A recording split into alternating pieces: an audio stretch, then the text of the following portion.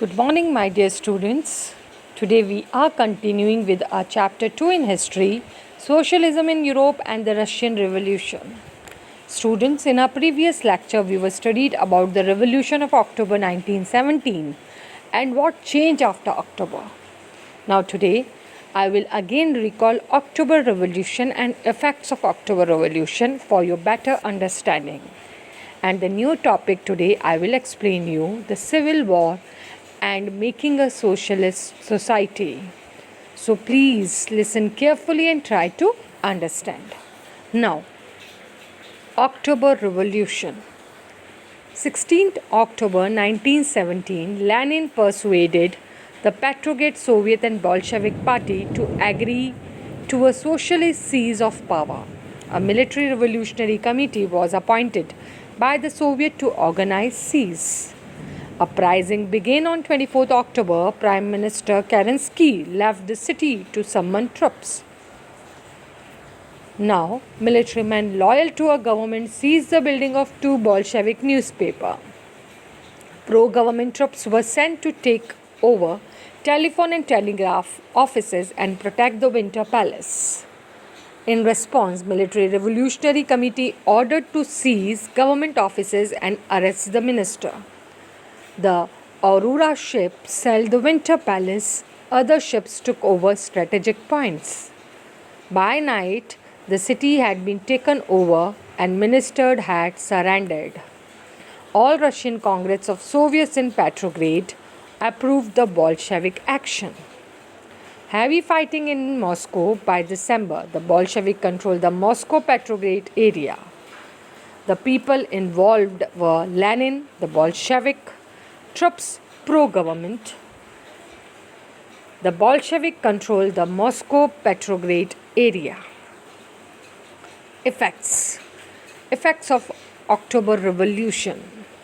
Most industry and bank were nationalized in November 1917. The land was declared social property and peasants were allowed to seize the land of the nobility. Use of old aristocratic title was banned. New uniforms were designed for the army and officers. Russia became a one-party state. Trade unions were kept under party control. A process of centralized planning was introduced. This led to economic growth.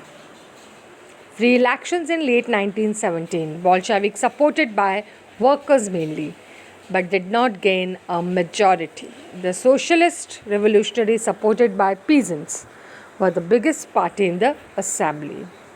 As Lenin had promised peace on March 3, 1918, signed the Treaty of Brest-Litovsk with the Germany and gave up Poland, Ukraine, Finland and the Baltic states.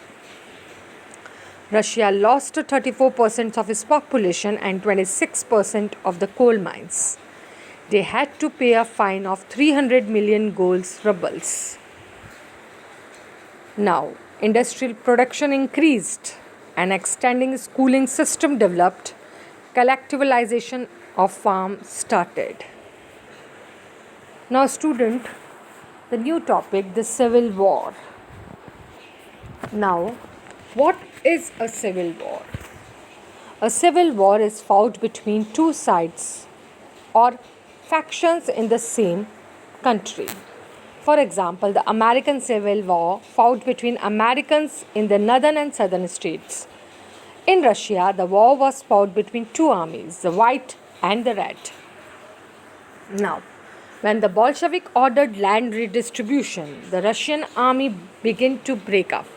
Soldiers, mostly peasants, wished to go home for the redistribution and deserted. Non-Bolshevik socialists, liberals and supporters of autocracy condemned the Bolshevik uprising. Their leader moved to South Russia and organized troops to fight the Bolshevik Reds.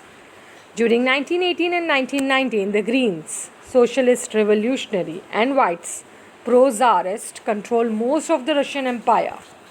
They were backed by France or they were supported by French, American, British and Japanese troops. All those forces who were worried at the growth of socialism in Russia, as these troops and the Bolshevik fought a civil war. Looting, banditry, and famine become common. Supporters of private property among whites took harsh steps with the peasant who had seized land. Such actions led to the loss of popular support for the non-Bolshevik. By January 1920, the Bolsheviks controlled most of the former Russian Empire. They succeed due to the cooperation with non-Russian nationalists and Muslim jihadists. Cooperations did not work where Russian colonists themselves turned Bolshevik. In Khiva, in Central Asia, Bolshevik colonies brutally massacred local nationalists in the name of defending socialism. In this situation, many were confused about what the Bolshevik government represented. Partly to remedy this, most non Russian nationalists were given political autonomy in the Soviet Union, USSR, the state the Bolshevik created from the Russian Empire in December 1922. But since this was combined with unpopular policies that the Bolshevik forced the local government to follow, like the harsh discouragements of nomadism, attempt to win over different nationalities were only partly successful. Now, committee to the same cause Bolshevik Revolution, brilliantly led by Toretsky, kept the towns and armies fed by confiscated food from peasants, kept the army supplied by taking over factories of Moscow and Petrograd. Red Terror kept civilians in line, used propaganda to spread fear of foreign influence and white army brutally. This was a brilliant Bolshevik. Now, making a socialist society. During the Civil War, the Bolshevik kept industries and banks nationalized. They permitted peasants to cultivate land that had been socialized. Bolshevik used confiscated land to demonstrate what collective worker could. Now, a process of centralized planning was introduced. Officials assessed how the economy could work and set targets for the 5-year period. On this basis, they made the 5-year plans. The government fixed all prices to promote industrial growth during the first two plans. 1927 to 1932 and 1933 to 1938, centralized planning led to economic growth. Industrial production increased between 1929 and 1933 by 100% in the case of oil, coal, and steel. New factory cities came into being. However, rapid construction led to poor working conditions. In the city, Magnitogorsk, the construction of the steel plant was achieved in 3 years. Workers lived hard lives, and the result was 550 stoppages of work in the first year alone. In living quarters, in the winter time at 40 degrees below, people had to climb down from the 4th floor and dash across the streets in order to go to the toilets. An extending schooling system developed, and arrangements were made for factory workers and peasants to enter universities. Crèches were established in factories for the children of women workers.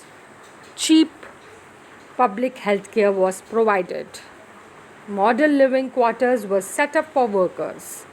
The effect of all this was uneven, though, since government resources were limited.